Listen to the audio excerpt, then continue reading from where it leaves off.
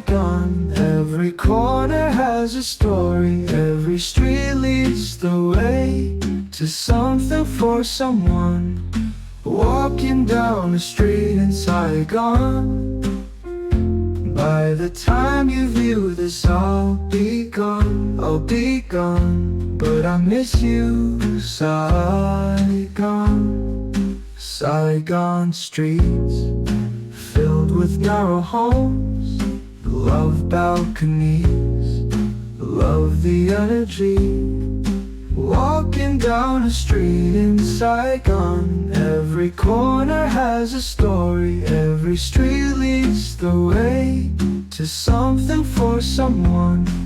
Walking down a street in Saigon. By the time you view this, I'll be gone, I'll be gone. But I miss you, Saigon. Take a stroll in Saigon, it's what you need. Clear your mind, Saigon streets.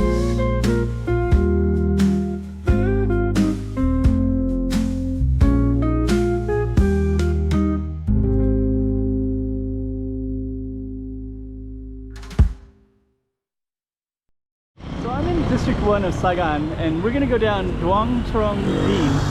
Duong is street. I'm kind of unfamiliar with Saigon, but that's a word that I believe translates to street. I don't know if it translates to road or something different in street, but this is the crossroad as well, and it's got kind of a cool looking building right here.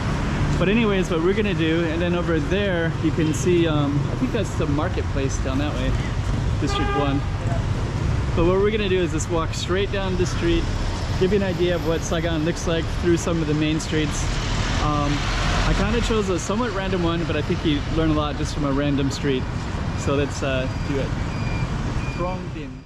Okay, if you're not familiar with me, I'm a YouTuber that likes to focus on streets. Why a street? Because it kind of gives me a nice in-depth feeling of the overall city, and I think a lot of YouTubers don't do that. They like to do the most popular tourist attractions, but I want to get right in there and show you what a street looks like.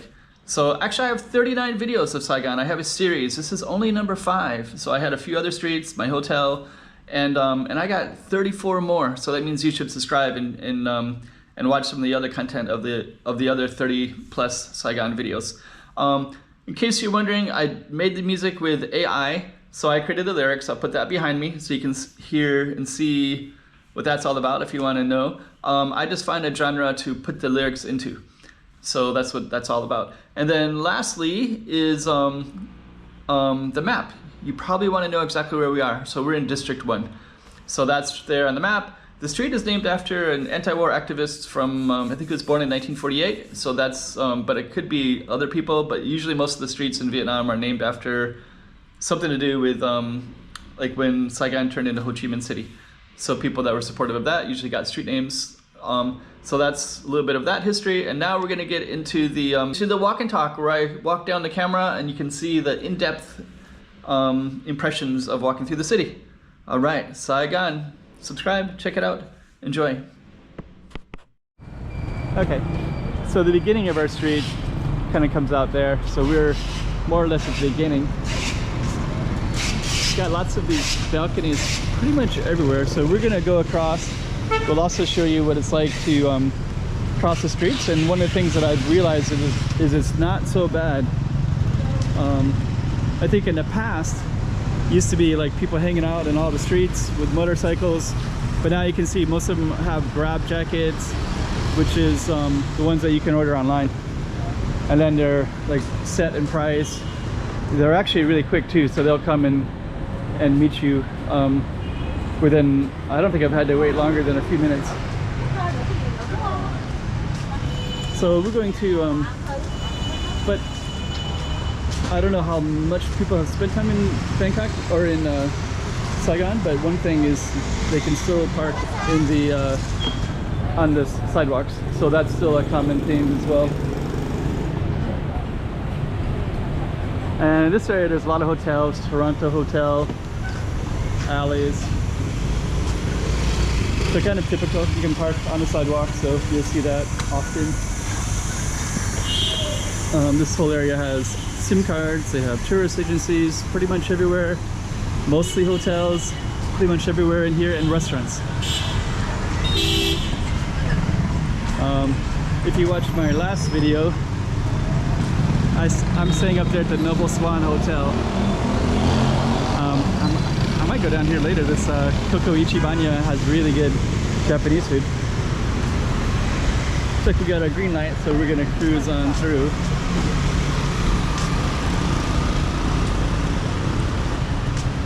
Let me see. Yeah, actually the Vietnamese food is so good that I don't think I'll get Japanese food, but never know. So we're gonna cruise on through, and we're in District 1, which is the hotel area, basically. Hotels, restaurants, bars, kind of stuff like that. Massage shops as well. So we'll cruise right through all of this whole area. Got a steakhouse. We'll keep on cruising through here. And the sidewalks are manageable. I think that's gonna park inside a little bit. There's a lot of massage shops everywhere, so we'll cruise through that as well. And in a lot of places you can sit and drink your juice or whatever you're gonna get. Rooftop bistros. That's the other thing I've noticed too, is a lot of rooftop settings and lots of balconies. So tom yum, you got Thai food like that. Cheesy tom yum. Okay, so we're going to keep on going down. Give you a little bit of a four corners look to the street. Lots of balconies, windows. We passed that orange building over there is a temple, which I didn't mention, I guess. Okay, so we are gonna go across. We got a green light, but people can turn on the green lights. They can turn into the pedestrian street. I don't know if it's legal or not, but it's quite common. That's some kind of cool windows over there. So we're gonna keep on cruising through. A lot of massage shops. I think that's probably a massage shop. So we're gonna go through that one as well. I think there might be a hotel, or it's a barber shop. Okay. Huh. So that barber shop is pretty public. So I don't know, you could probably see it on the peripheral part of the camera. I have to be careful of filming those because I don't know what's legal and not legal.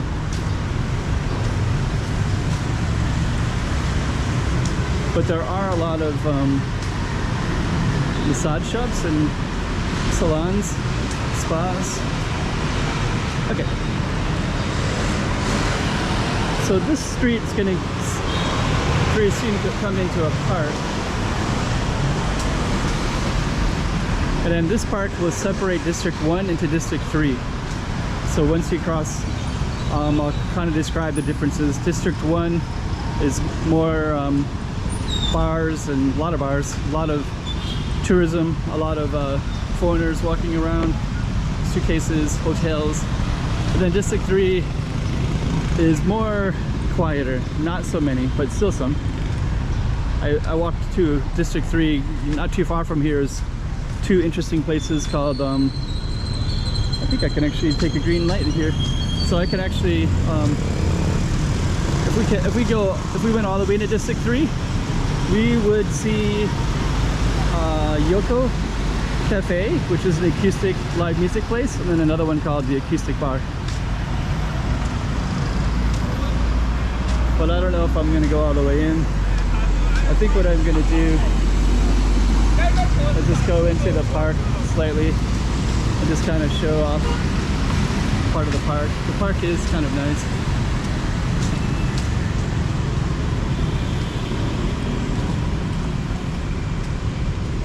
And we're gonna go right into the park, and that will separate District 3 from District 1. And get some pretty nice trees, kind of cool stuff everywhere. and I don't think I'm going to go too far into it, but that is actually the park that separates the two districts. And I think what I'm going to do next is I'm going to maybe kind of go back into the same area a little bit.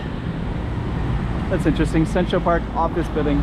So also District 1 is also known for their office buildings as well.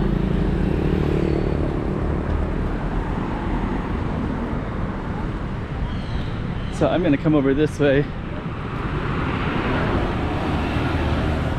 Then I'm just going to go back into our street a little bit. And that will kind of conclude this street. And it just gives you a taste.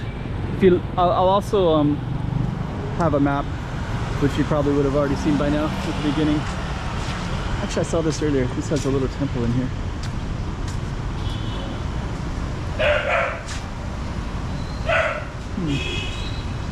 And a dog. So let's just walk back this way a little bit. Yeah, so anyways, the motorcycles, I've been coming to Vietnam since the year 2000, so it's been about 24 years that I've been visiting Saigon from time to time. Not frequently, maybe this is my 6th time to Vietnam in 24 years, so it's an average of once every 60 divided by 24 is 4, once every 4 years approximately. So I think the first time was 2000, the second time was 2002. I think I went again in 2008, so a few of those are like kind of all together. But anyways, it's definitely changed quite a bit. One thing you'll notice is a lot more cars. So there used to be a lot more predominantly motorcycles. So down here. But now that's a little bit different. The sidewalk looks kind of nice. There's spaces where the sidewalks are completely filled up and you can't really sit on them at all. You can't walk on them. But in this part of District 1 you can.